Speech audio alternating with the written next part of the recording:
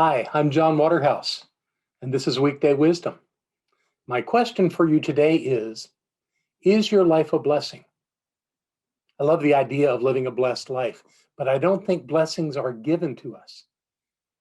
But if they're not, where do you think they come from? Who gives us our blessings? Many would say that they come from spirit, but we would have to have an outside God for that to be so.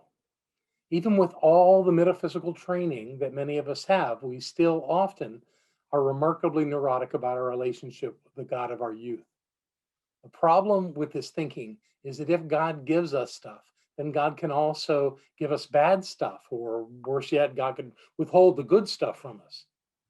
Truth is, our blessings don't come to us, they come from us. Listen to these words from Ernest Holmes, where he talks about reward and punishment.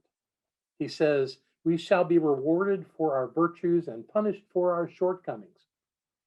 Can we think of reward and punishment from any other viewpoint than that sin is a mistake and punishment a consequence? That virtue and righteousness must find their corresponding effects in our experience. God neither punishes nor rewards. Such a concept of God would create an anthropomorphic dualism, a house divided against itself. Such a house cannot stand. Life is a blessing or a curse according to the use we make of it. In the long run, no one judges us but ourselves, and no one condemns us but ourselves. We believe in the law that governs all things and all people. If we make mistakes, we suffer. We are our own reward and our own punishment. This being so, why not perceive everything as a blessing? Why not find the presence of God in every circumstance and situation in our lives? The divine source of life lives within us. It lives within you and within me. Spiritual law returns to us the perfect reflection of our consciousness. If we don't like something in our life, rather than going to war with it, why not just find the blessing in it? It's our job to clearly know that we have created the situation not from ego, but from a deep awareness of our oneness with all that is. Our blessings don't come to us. We are the blessing. Think about that. You are the blessing in your life. And don't ever give up on yourself, because the blessings of your life want to be revealed.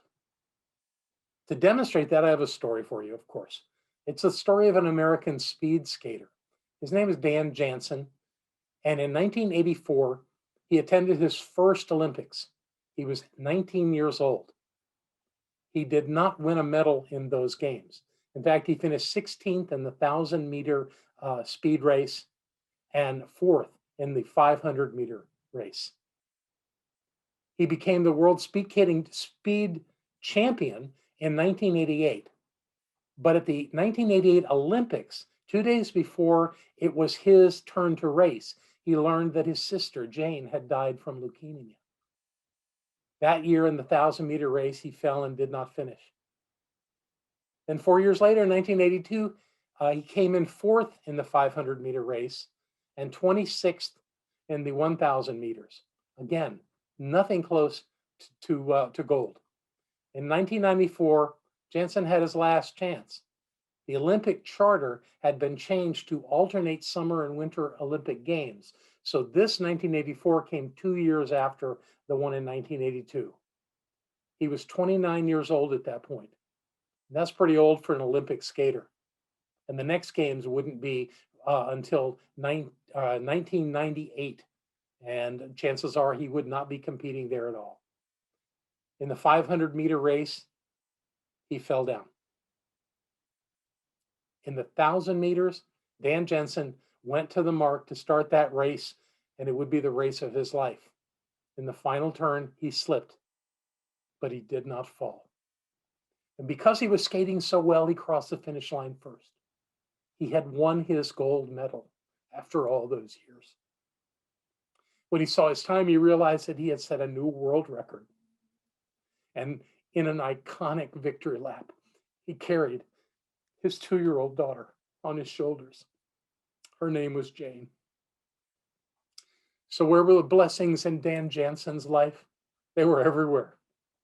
He used each illusion of defeat as a step in his story of absolute victory. He was an Olympic champion. He was a world record holder. This is how blessings are revealed to us from within, with our own choice of doing what it will take to create the blessings in our lives. So I invite you to take an inventory of your life. Look at what you've called failure. And with the advantage of hindsight and wisdom, take a look to see if you can find the blessings in those experiences.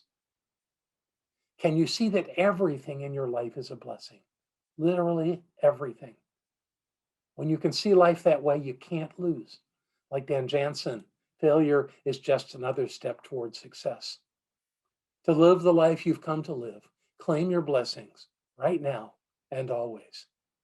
And when you claim those blessings, you are the one that is blessed. So take all that with you today and have a fantastic day. And I'll see you again soon.